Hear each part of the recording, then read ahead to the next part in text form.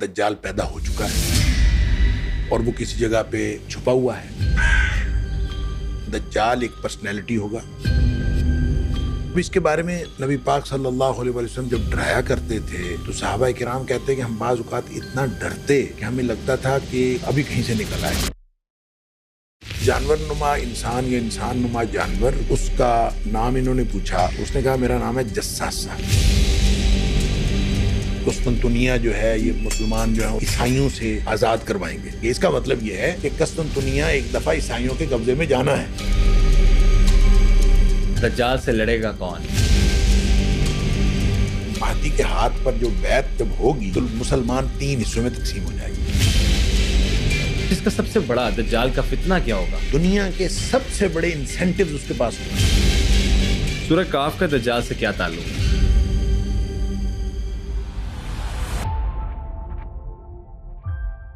السلام علیکم، آپ دیکھ رہے ہیں دی بلو ٹوتھ ڈیجیٹل اور میں ہوں آپ کا ہوسٹ عبدالحی صدیق. اور ہمیشہ کی طرح آج بڑے اسپیشل گیسٹ کے ساتھ آپ کی خدمت میں حاضر ہوئے ہیں. آج ہمارے ساتھ موجود ہیں ڈاکٹر حماد لکھوی صاحب. ڈاکٹر صاحب کا جو ہے ایک علم اور نالج کی اگر بات کریں تو آپ تمام لوگ جانتے ہیں کہ کس طرح سے وہ احادیث کی روشنی میں اور قرآن کی روشنی میں آپ لوگوں کو جو حالات حاضرہ ہے اس کے بارے میں آگاہ کرتے ہیں. اور ساتھ ہی ساتھ مختلف ایسے پہلو جو آج کل بہت زیادہ ہمارے سوشل میڈیا پر وائرلٹی کا سبب بنتے ہیں ان میں بھی ان کی بہت اچھی گرپ ہے. آج ہم دجال کے ٹاپک کو کور کریں گے اور ساتھ الومناتی کو بھی کور کریں گے کہ یہ کیا چیزیں ہیں. اس کے ساتھ ساتھ مختلف اس طرح کے پہلو بھی ڈسکس کریں گے آج کے اس پوڈ کاسٹ میں جو آپ کے لیے نئے ہونے والے ہیں. تو اسی کے ساتھ شروع کرتے ہیں. سر السلام علیکم ڈاکٹر صاحب، بہت شکریہ. وعلیکم السلام ورحمۃ اللہ وبرکاتہ. ڈاکٹر صاحب کیسی طبیعت آپ؟ جی اللہ کا شکر الحمدللہ. ڈاکٹر صاحب مجھے بتائیے گا دجال کہاں سے نکلے گا؟ اور بہت سی من گھڑت کہانیاں ہمیں سننے کو ملتی ہیں مختلف سوشل میڈیا پلیٹ فارمز پہ، لیکن احادیث کی روشنی میں اور قرآن کی روشنی میں ذرا لوگوں کو ایکسپلین کریے گا. بسم اللہ الرحمن الرحیم. دیکھیں دجال دجل سے ہے جس کا معنی ہے فریب دینا، ٹھیک، یا دھوکہ دینا. تو دجال جو ہوگا یہ فعال کے وزن پہ یہ بہت مبالغے کا صیغہ ہے، بہت بڑا دھوکے باز ہوگا. صحیح. تو وہ دھوکے باز کوئی چیز ہوگا یا پرسنالٹی ہوگا، یہ لوگوں میں اختلاف ہے. صحیح. اور لوگ یہ نہیں سمجھتے کہ جو دجال ہے وہ کسی چیز کا نام نہیں ہے، وہ ایک پرسنالٹی کا نام ہے. ٹھیک. اور نبی کریم صلی اللہ علیہ وآلہ وسلم نے جو کچھ ہمیں دجال کے بارے میں بتایا ہے اس میں سب سے اہم بات یہ ہے کہ دجال روئے زمین کا اور تاریخ انسانی کا سب سے بڑا فتنہ ہوگا. بالکل ٹھیک. جب سب سے بڑا فتنہ ہے تو فتنہ ہوتا ہی ایسا ہے جس کی جو کنفیوزنگ ہو اور جو سمجھ میں نہ آنے والا ہو. بہتر. جیسا کہ نبی پاک صلی اللہ علیہ وآلہ وسلم نے دیگر احادیث کے اندر مثلاً آپ نے فرمایا بادروا بالاعمال فتنا کقطع اللیل المظلم، اندھیری رات کی طرح چھا جانے والے فتنے آنے سے پہلے پہلے عمل کر لیں. ٹھیک. اس کا مطلب ہے جو فتنہ آتا ہے نا تو پھر وہ کنفیوز کر کے رکھ دیتا ہے، ابہام اور پیچیدگی پیدا کرتا ہے. جیسے اندھیری رات کے اندر کچھ نہیں نظر آتا، فتنوں میں بھی کچھ نہیں نظر آتا. صحیح. تو دجال جو ہے وہ اسی طرح کا ایک فتنہ ہوگا. اب اس کے بارے میں نبی پاک صلی اللہ علیہ وسلم جب ڈرایا کرتے تھے اور آپ گفتگو فرمایا کرتے تھے تو صحابہ کرام کہتے کہ ہم بعض اوقات اتنا ڈرتے کہ ہمیں لگتا تھا کہ ابھی کسی جگہ سے نا جھاڑیوں سے برآمد ہو جائے گا، اچھا، ابھی کہیں سے نکل آئے گا. اس قدر نبی پاک صلی اللہ علیہ وسلم اس کے فتنے سے ڈراتے تھے. تو باقی جو ہے اس کے بارے میں ایک کنفیوژن، ابن سیاد نام کا ایک شخص تھا نبی پاک صلی اللہ علیہ وسلم کے دور میں، وہ بھی ایک کوئی کہہ لیجئے کہ نارمل فرد نہیں تھا اور تھوڑا اب نارمل تھا اور اس کو مختلف چیزیں جو ہیں وہ اب نارمل کرتا تھا.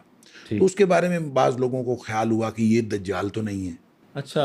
اور اس کے بارے میں پھر حدیث کے اندر آتا ہے کہ نبی کریم صلی اللہ علیہ وسلم نے خود بھی اس کو ایک دفعہ ٹیسٹ کیا. اچھا. تو آپ نے اس کو کوئی سوال کیا کہ بتاؤ میرے ذہن میں کیا ہے، تو اس نے سوچا اور سوچ کے کہتا ہے دخ. تو نبی کریم صلی اللہ علیہ وسلم فرمایا کہ تو اس سے بڑھ کر کوئی بات بتا نہیں سکتا، تیری لمٹس یہی ہیں. ٹھیک ہے. تو وہ کیا تھا کہ نبی پاک صلی اللہ علیہ وسلم فرماتے میں نے دخان سوچا تھا. دخان کا مطلب دھواں. تو میں نے دھواں سوچا تھا. وہ کہنے کی کوشش کر رہا تھا، اس کو گویا کچھ نہ کچھ انڈیکیشن تھی، مطلب وہ علم کہیں نہ کہیں اس کے کہیں نہ کہیں کچھ نہ تھا، کچھ نہ کچھ تو تھا.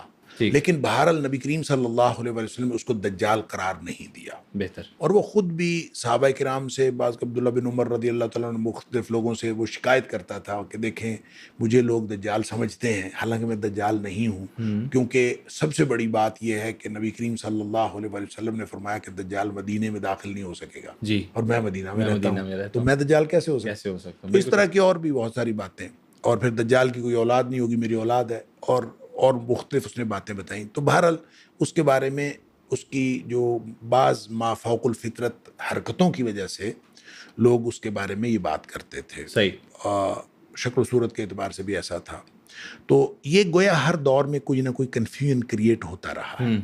اور جب ہم دیکھتے ہیں تمیم داری کی حدیث کو، جی، کہ جو انہوں نے نبی کریم صلی اللہ علیہ وسلم کے پاس آ کے بتائی، اور جو اس کی تفصیل ہے، اس میں ہمیں یوں لگتا ہے کہ دجال پیدا ہو چکا ہے، ٹھیک ہے، اور وہ کسی جگہ پہ چھپا ہوا ہے، اور وہ اس کا ظہور ہوگا. ٹھیک ہے، کیونکہ جب نبی کریم صلی اللہ علیہ وسلم کو تمیم داری بتا رہے تھے تو انہوں نے کہا ہم دیکھ کے آئے ہیں، ہم اچھا، خود دیکھ کے آئے ہیں کہ ہماری کشتی جو ہے وہ اس طرح سے سمندر کے اندر وہ بھٹک گئی، اور ہم کو ایک مہینہ بھر کی مسافت کرتے رہے، اور پتہ نہیں کس جگہ جا کے جزیرے پہ لگی، تو ہم نے جا کے اتر کے دیکھا تو ایک انسان نما جانور یا جانور نما انسان صحیح، وہ ہمیں ملا، جس کے چہرے کے اوپر اور پورے جسم کے اوپر بہت زیادہ بال تھے، اور اس نے ہمیں گائیڈ کیا، اور ہم اس کے پیچھے پیچھے چل دیے. تو وہ ہمیں لے کے گیا، اور ایک شخص جو ہے وہاں پہ جکڑا ہوا تھا، اور اس جکڑے ہوئے شخص کے پاس یہ گئے، اور اس کے ساتھ جا کے گفتگو ہوئی، اور اس نے کہا میں دجال ہوں، اور پھر اس نے ان سے سوالات کیے.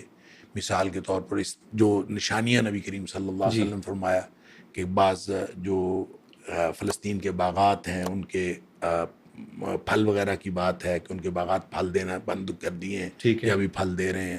پھر اسی طرح جو بحیرہ تبریہ ہے اس کا پانی ابھی تک ہے نہیں ہے، تو گلیلی وہ جس کو کہتے ہیں. نشانیاں ویسے ہیں کیا ڈاکٹر صاحب؟ تو وہ یہی نشانیاں ہیں کہ نبی کریم صلی اللہ علیہ وسلم نے فرمایا کہ جب وہ پانی خشک ہو جائے گا، اور وہ فلاں باغ جو کسان کا باغ غالباً اس کے نام آتا ہے، کہ وہ باغ پھل دینا بند کر دے گا. صحیح، تو اب تبریہ جو ہے اس کا پانی آہستہ آہستہ کہتے ہیں خشک ہو رہا ہے، کم ہو رہا ہے. اب وہ کب ختم ہوگا اب یہ اللہ کو تعالیٰ کو معلوم ہے، پتہ ہے، اللہ کو معلوم ہے، اور کس طرح سے، اور بھی نشانیاں آتی ہیں. تو اس نے وہ نشانیاں پوچھی، تو وہ تمیم داری کہتے ہیں، ہم نے کہا کہ وہ تو ابھی تک ہے، کوئی مسئلہ نہیں.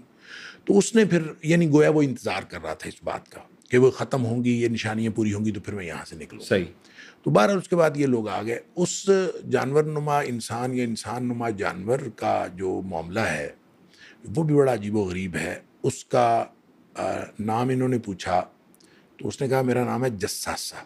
جساسہ، ٹھیک ہے، اب دیکھیں جساسہ جو ہے یہ جاسوسی سے ہے، تو گویا کوئی انٹرنیشنل جاسوسی کا نظام ہے، اور وہ دجالی نظام ہے، اور وہ دجالی نظام ہے، اور وہ نظام ایسا ہے، اس میں ایک بات یہ بھی بہت امپورٹنٹ ہے کہ وہ سمندری مقام ہے، ٹھیک ہے، سمندر کی جگہ ہے. اب وہ سمندر کی جگہ ہم نے جو فی زمانہ ہمیں جو بتایا جاتا ہے کہ ایک برمودا ٹرائنگل ہے، جی، وہ ایک ورڈ مسٹری ہے، ٹھیک ہے، اور ہمیں کہا جاتا ہے کہ وہ ایک مسٹری ہے، اور اس کی طرف کسی نے جانا نہیں ہے. جہاں جو جاتا ہے، جو شپس جاتا ہے جاتے ہیں، وہ جہاز جاتے ہیں، وہ غائب ہو جاتے ہیں. غائب ہو جاتے، اس کے بعد کبھی نہیں آتے. اسی طرح سے جب آپ یہ تو یعنی امریکہ کی اس طرف ہے، تو اگر آپ بحر الکاہل میں چلے جائیں ٹھیک ہے، تو دوسری طرف، جی، تو وہاں ایک مقام ہے، وہ بھی ایک مسٹری، ورڈ مسٹری ہے، جس کو سٹینک ویوز کہتے ہیں. جی، اب دیکھیں دونوں امریکہ کے اس طرف برمودا ٹرائنگل ہے، ٹرائنگل ہے اور اس طرف جو ہے ویوز سٹینک ہیں. ویوز ہے. وہ بھی مسٹری ہے، یہ بھی مسٹری ہے. اب ہو سکتا ہے وہ دونوں میں سے کسی ایک جگہ دجال جو ہے وہ موجود ہو، صحیح، اور دجال کے ساتھ ان کا کریکشن بھی ہو. جساسہ جو جاسوسی کا نظام ہے، اور اس میں قرآن نے جو سورہ مائدہ کے اندر ایک بات یہودیوں کے بارے میں خاص طور پر کہی ہے کہ یہ سماعون للکذب اکالون للسحت، یہ قرآن نے ان کے بارے میں ایک اصطلاح استعمال کی. صحیح، سماعون للکذب کا مطلب بہت زیادہ سننے والے جھوٹ کے، ٹھیک ہے، یعنی اس کو آپ کہہ سکتے ہیں جھوٹ کے رسیا یا جھوٹی خبریں جھوٹ بنا फेक प्रोपेगेंडा। نہیں، دیکھیں دو باتیں ہیں. ایک تو یہ ہے کہ جھوٹی خبریں لینے والے، ایک یہ ہے کہ جھوٹ بنانے کے لیے خبریں اکٹھی کرنے والے. صحیح، للکذب دونوں باتیں ہو سکتی ٹھیک ہے. تو سماعون للکذب میں دونوں باتیں شامل ہیں کہ جھوٹ کی خبریں اکٹھی کرنے والے یا پھر خبریں لے کر اس کو جھوٹ بنانے والے، प्रोपेगेंडा क्रिएट پروپیگنڈا کریٹ کرنے والے. ٹھیک. تو یہ دونوں طرح ہو سکتے बिल्कुल ठीक. ہیں. اور اکالون للسحت، شدید حرام کھانے والے، شدید جھوٹ کے رسیا اور شدید حرام کھانے. یہ اللہ کریم نے سورہ مائدہ کے اندر ان کی خصوصیات بتائیں. صحیح. اب یہ جو سماعون للکذب ہے، یہ لگتا یہ ہے کہ یہ کوئی جاسوسی کا نظام ہے ان کا، صحیح. اور اس جاسوسی کے نظام کے ساتھ ہو سکتا ہے کہ دجال بھی کنیکٹڈ ہو. اور وہ جو جساسہ ہے وہ اس کا نام بھی بہت یہ یعنی محل نظر ہے کہ وہ اس کا جساسہ نام جاسوسی کے ساتھ ہے. ہو سکتا ہے کہ یہ کوئی کانسپریسی کا ایک نظام ہو ان کے اندر ہی اندر، جس کے ذریعے سے پوری دنیا کو کنٹرول بھی کر رہے ہیں اور پوری دنیا کو بتا بھی رہے ہیں کہ ہم جو ہیں وہ سپر پاور ہیں اور ہم سب کچھ ہیں، اور کوئی کنیکشن بھی ہے. اس طرح کی باتیں جو ہیں بعض اوقات وہ بتاتے بھی ہیں کہ ہمیں جو ہے وہ جیسے رہنمائی دی گئی ہے اور الہامی رہنمائی دی گئی ہے، اس طرح کی کوئی باتیں. تو یہ جو پورا نظام ہے، پورا نیٹ ورک ہے، پوری جو تہذیب ہے، یہ دجالی تہذیب کہی جا سکتی ہے. صحیح. یعنی اس ماحول کو دجالی ماحول کہا جا سکتا ہے کہ بایمانہ کہ ماحول کریٹ ہو رہا ہے اور جھوٹ کا ماحول، فریب کا ماحول، دھوکے کا ماحول، اور وہ کریٹ ہو رہا ہے. اور جب یہ پوری طرح دھوکے کا اور جھوٹ کا ماحول بن جائے گا تو دجال ظاہر ہو جائے گا، تو ظہور ہو جائے گا، اس کا ظہور ہو جائے گا. اور گویا یہ سارا ماحول اسی کے لیے بنایا جا رہا ہے. صحیح. لہٰذا آپ یہ تو کہہ سکتے ہیں کہ دجالی تہذیب جو ہے وہ کریٹ ہو رہی ہے. ٹھیک ہے. لیکن آپ کسی ایک چیز کو، بعض لوگوں نے دیکھے کیمرہ کو دجال کہہ دیا کہ کیمرہ اس لیے کہ اس کی ایک آنکھ ہے تو اس لیے یہ دجال ہے. بہت سی من گھڑت اس طرح کی باتیں. لیکن یہ باتیں نہیں، یہ درست نہیں ہے. دجال ایک پرسنالٹی ہوگا، اور وہ پرسنالٹی کیسی ہوگا واللہ عالم، وہ کیسی ہوگا. اچھا میں یہ کہتا ہوں کہ ہوگا تو وہ ظاہر ہے انسان. ٹھیک ہے. اور اس انسان کے اب اگر ہم دیکھیں ٹیکنالوجی کو، جی، تو ٹیکنالوجی کے اعتبار سے جو انسانی ذہن کی جو میموری ہے یہ ڈاؤن لوڈیبل ہے. جی، ڈاؤن لوڈ کی جا سکتی ہے. اچھا. تو یہ پاسبل ہے، یہ ٹیکنیکلی یہ پاسبل ہے. اب یہ دیکھیں ہمارے جو ذہن کی چیزوں کو تو کنٹرول کیا جا رہا ہے نا. اس وقت ہم کسی سے بات کرتے ہیں تو اسی وقت ہمارا ذہن پڑھ لیا جاتا ہے اور وہ ساری چیزیں کنٹرول ہو رہی. اب اگر یہ ڈاؤن لوڈیبل ہے اور اگر یہ ٹیکنیکلی یہ ڈاؤن لوڈ کی جا سکے کسی چپ کے اوپر، تو آپ یہ بتائیں یہ ابھی نہیں تو ابھی کچھ سالوں بعد if it is possible تو دنیا کا جو سب سے بڑا انجینئر ہے اس کی میموری ڈاؤن لوڈ کر لی جائے. دنیا کا جو سب سے بڑا میڈیکل ڈاکٹر ہے اس کی میموری ڈاؤن لوڈ کر لی جائے. ٹھیک ہے. اس طرح سے اعلیٰ حاصل قیاس جتنے بڑے بڑے مائنڈ ہیں، بڑے بڑے برین ہیں، ٹھیک کہہ رہے ہیں، وہ سارے ڈاؤن لوڈ کر کے ایک چپ پہ لگا دیے جائیں اور وہ چپ کسی ایک بندے کے اندر انسٹال کر دی جائے تو وہ کیا ہی بلا ہوگی، وہ کیا بلا ہوگی، وہ کیا بنے گا. بالکل ٹھیک کہہ رہے ہیں. تو کوئی مجھے لگتا ہے کہ دجال جو ہے ہوگا کوئی ایسی جدید دور کا ظہور تو ہوگا اس کا، ٹھیک، لیکن وہ اس کے بعد یعنی ظہور ہونا ہے، اس نے یعنی پیدا نہیں ہونا، اس نے ظاہر ہونا ہے. اور نبی پاک صلی اللہ علیہ وسلم نے جتنی باتیں بتائی ہیں دجال کے ظہور کی بتائی ہیں. صحیح ہو گیا. دجال کا ظہور ہو گیا.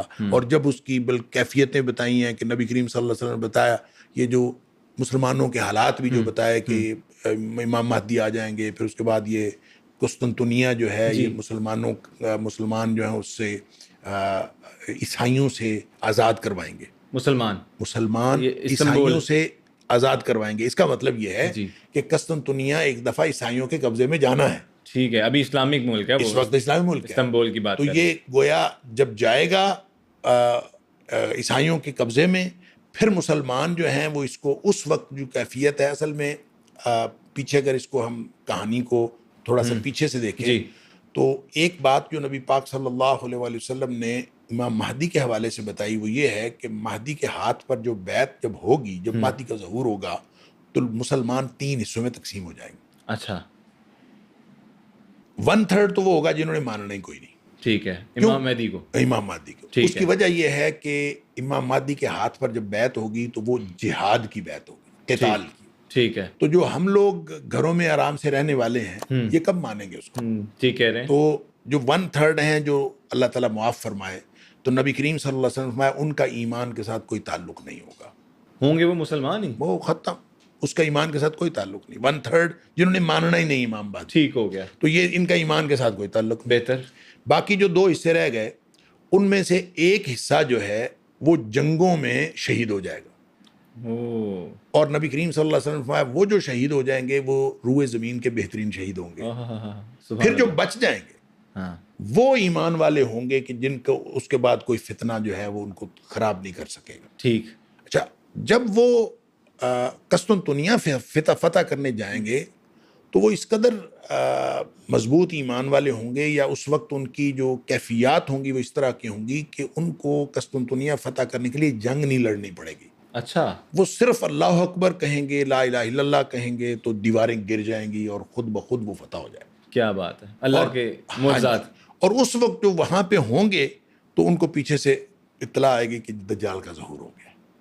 تو یہ گویا کیفیت کچھ اس طرح کی. دجال سے لڑے گا کون؟ دجال سے بہت سی لڑیں گے بات. حضرت عیسیٰ علیہ السلام. حضرت عیسیٰ علیہ ہاں السلام. جی، حضرت عیسیٰ علیہ السلام جو ہیں وہ نازل ہوں گے، اور بہت ساری احادیث کے اندر آیا ہے کہ حضرت عیسیٰ علیہ السلام کا نزول ہوگا، اور حضرت عیسیٰ علیہ السلام کا جب نزول ہوگا تو یہ دمشق میں دمشق کی جامع مسجد میں مینارے پر آئیں گے، پھر وہاں سے نیچے اتریں گے. امام مہدی اس وقت موجود ہوں گے، تو ان کے ساتھ پھر یہ فجر کی نماز پڑھ رہے ہوں گے، تو وہ کہیں گے آپ جماعت کرائیں، وہ کہیں گے آپ جماعت کرائیں. اچھا، تو چونکہ امام مہدی جو ہیں وہ امت محمدیہ کے فرد ہیں، لہٰذا یہ جماعت کرائیں گے. ٹھیک ہے. اور حضرت عیسیٰ علیہ السلام جو ہیں وہ امت محمدیہ کے ایک امتی کی حیثیت سے آئیں گے، اچھا، وہ نبی کی حیثیت سے نہیں آئیں گے، وہ اس ٹائم پہ وہ اس وقت امتی کی حیثیت سے. ایز اے امتی نارمل انسان کی طرح آئیں گے. اس لیے کہ قرآن نے کہہ دیا، یہ سورہ آل عمران کی آیت نمبر 81 کے اندر ٹھیک. اللہ کریم نے کہہ دیا کہ اللہ نے عالم ارواح میں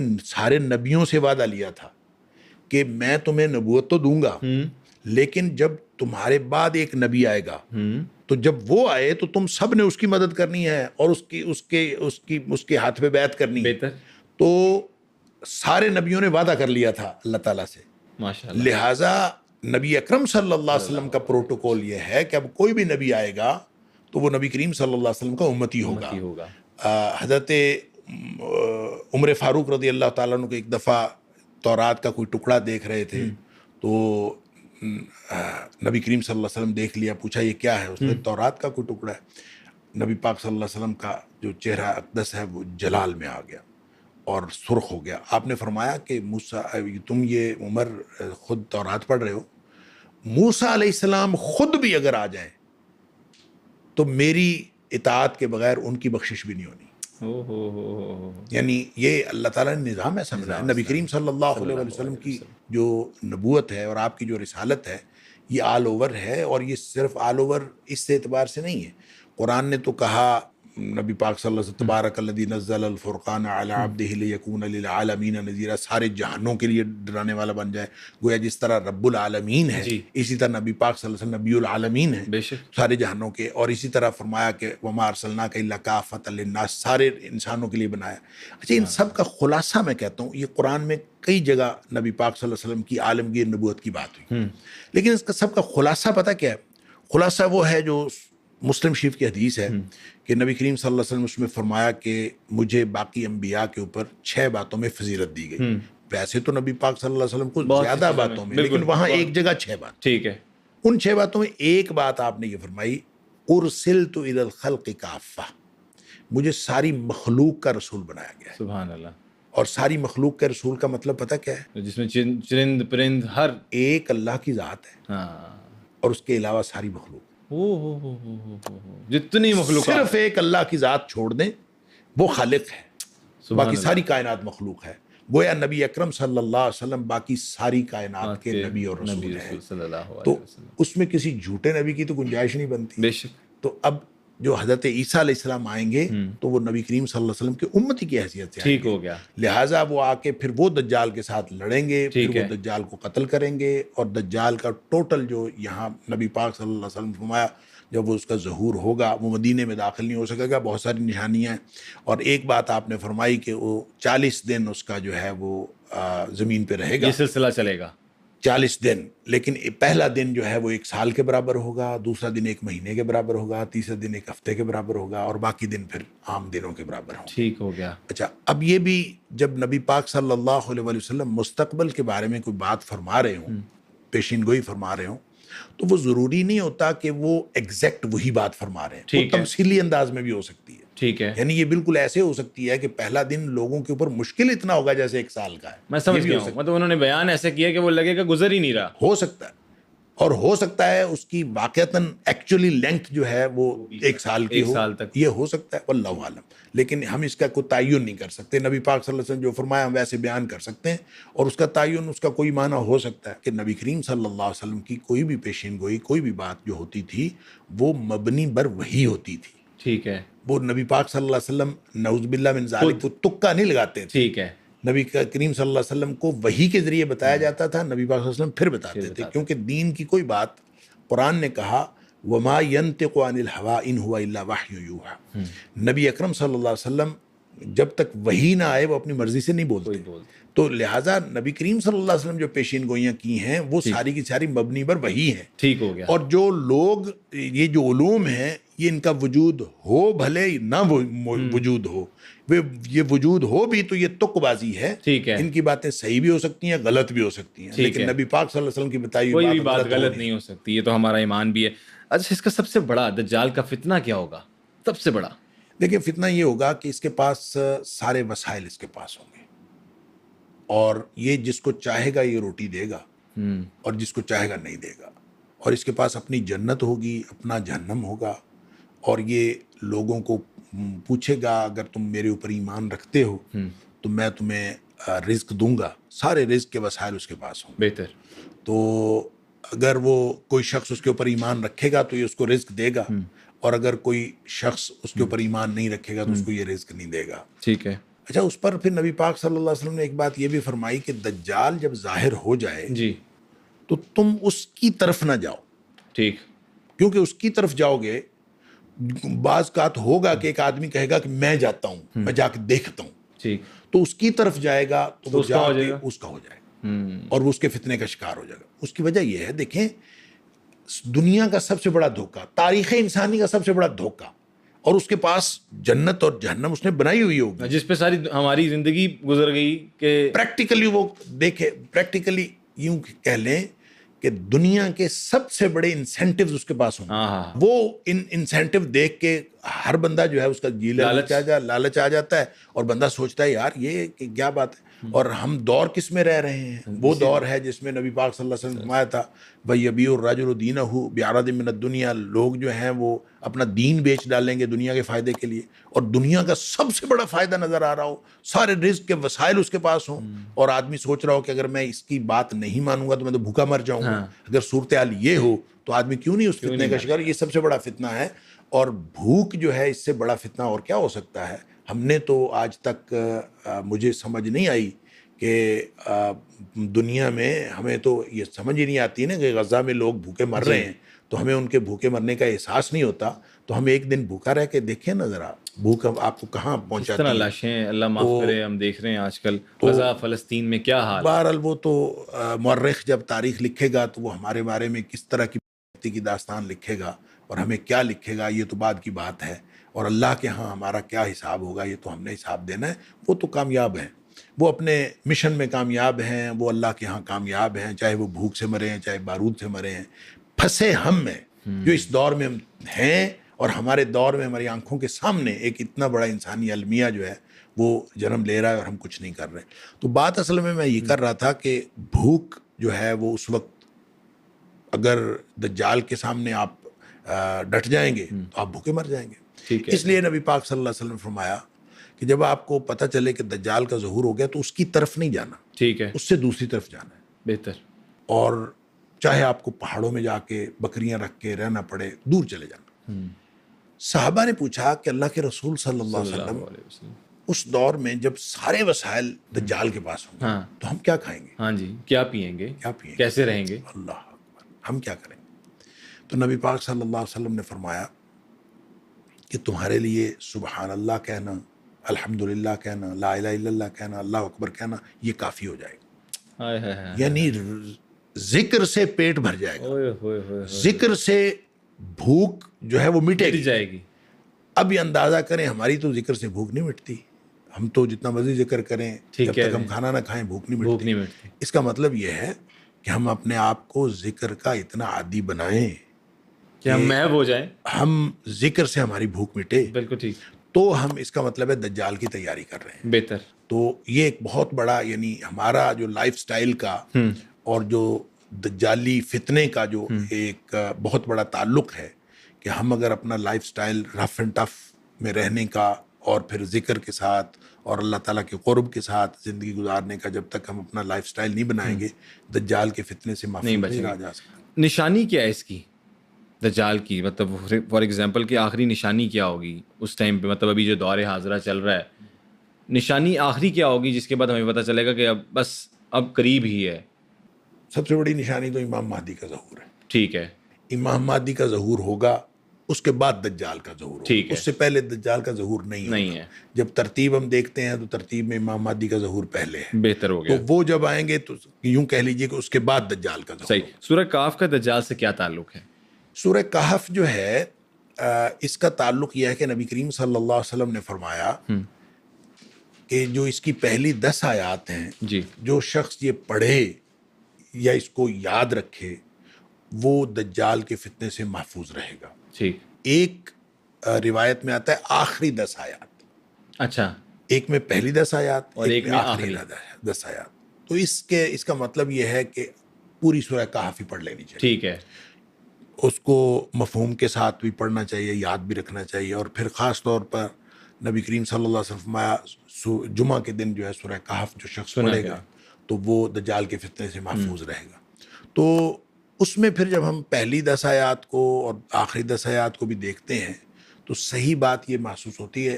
دیکھیں یہ راوی کا فہم بھی ہو سکتا ہے کہ اس نے جو ہے وہ اس کا ابہام ہو سکتا ہے کہ اس نے پہلی 10 آیات کی بجائے آخری 10 آیات کہہ دی. صحیح. تو آخری 10 آیات ہو بھی سکتی ہیں, دونوں بھی بیک وقت ہو سکتی ہیں, جو دونوں حدیثیں صحیح ہیں.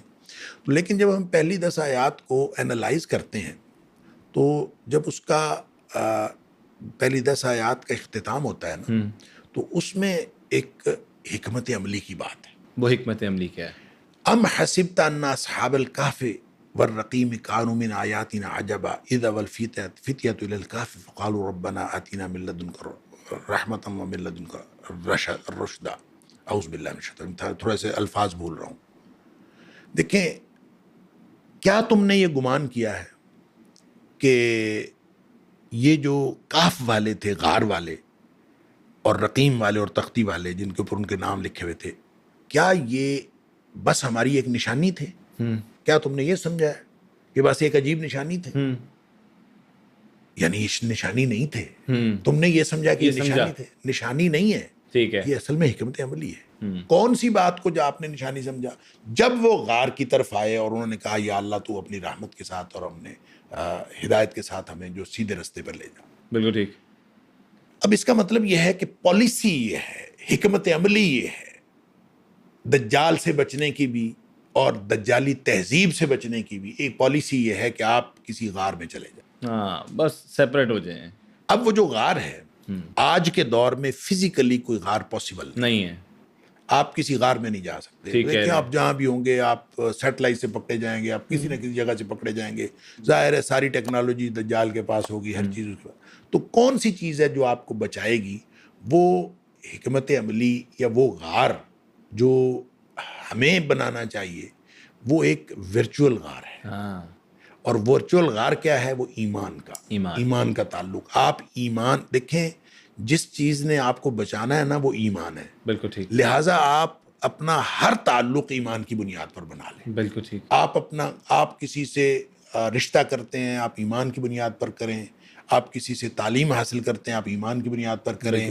آپ حتیٰ کہ خرید و فروخت کرتے ہیں آپ ایمان کی بنیاد پر کریں. کہتے ہیں پسینہ آ جائے دوستیاں کرتے ہیں ایمان کی بنیاد پر کریں. بالکل ٹھیک. ہر چیز آپ ایمان کی بنیاد پر کریں اور سارے تعلقات آپ ایمان کی بنیاد پر رکھیں. تو اس یوں ایک ایمان کے تعلقات والی ایک کمیونٹی ڈیولپ ہوگی اور وہ پھر آپ کا احاطہ بن جائے گا. وہ آپ کا احاطہ بنے گا. وہ چاہے آپ کوئی شخص جو ہے وہ مشرق بعید میں بیٹھا ہو, کوئی ساؤتھ افریقہ میں بیٹھا ہو, کوئی امریکہ میں بیٹھا ہو, نارتھ امریکہ میں بیٹھا ہو, لیکن تعلق ایمان کی بنیاد پر ہوگا تو یہ ایک کمیونٹی ڈیولپ ہوگی. یہ وہ غار ہوگا, ورچوئل غار, جو آپ کو اس طرح کے فتنوں سے بچائے گا اور جو دجال کا فتنہ ہے اس سے بھی بچائے گا. صحیح. تو وہ ہمیں آج فوری طور پر ضرورت یہ ہے کہ اپنے ایمان کو مضبوط کریں ٹھیک ہے. اور ایمان کی بنیاد پر تعلقات استوار کرنے کی عادت ڈالیں. ہر چیز کو ایمان کی بنیاد پر لے جائیں. بہتر. جب ہم ہر چیز کو ایمان کی بنیاد پر شفٹ کر لیں گے تو پھر انشاءاللہ وہ غار خود بخود کریٹ ہو جائے گا,